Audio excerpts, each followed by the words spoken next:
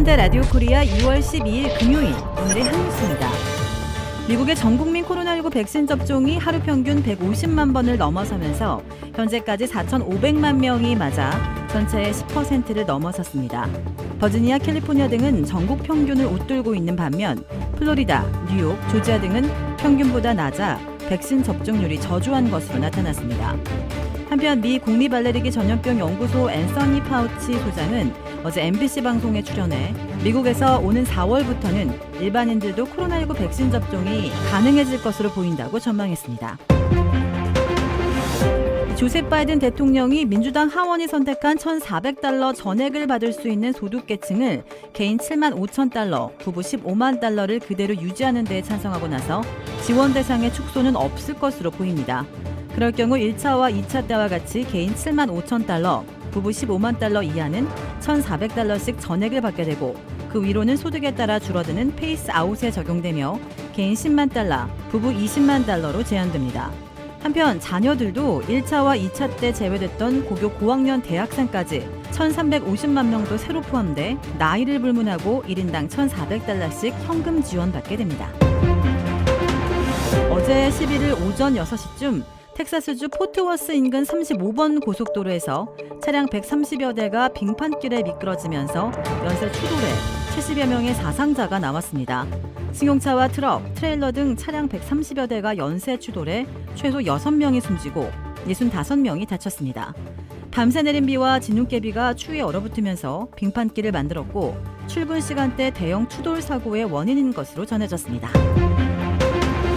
미 국제무역위원회가 지난 10일 조지아주에 공장을 건설 중인 SK이노베이션이 LG 에너지 솔루션의 배터리 영업비밀을 침해했다는 결정을 내리자 주정부 인사들 사이에서 우려와 충격의 목소리가 터져나왔습니다.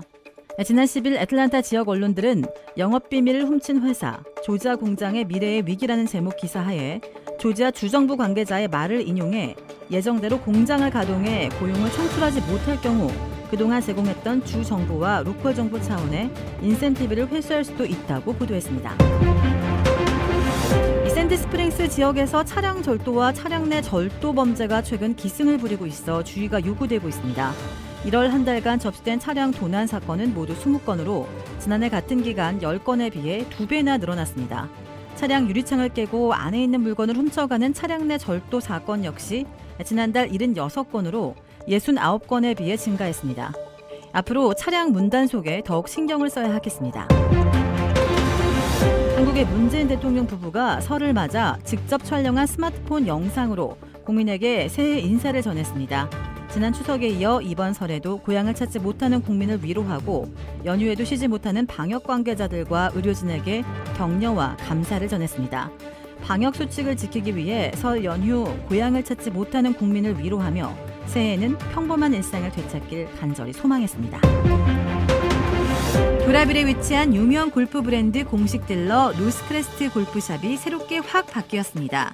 PGA 프로골퍼가 내 몸에 꼭 맞는 골프채를 추천해드립니다. 로스크레스트 골프. 주택 구매뿐만 아니라 커머셜, 웨어하우스, 비즈니스 건물까지 부동산계의 큰손 이주환 부동산. 크레딧 카드 빚 최대 80%까지 탕감. 크레딧은 지켜드리고 빚은 줄여드리는 O3 컨설팅이 오늘의 한 뉴스를 후원합니다.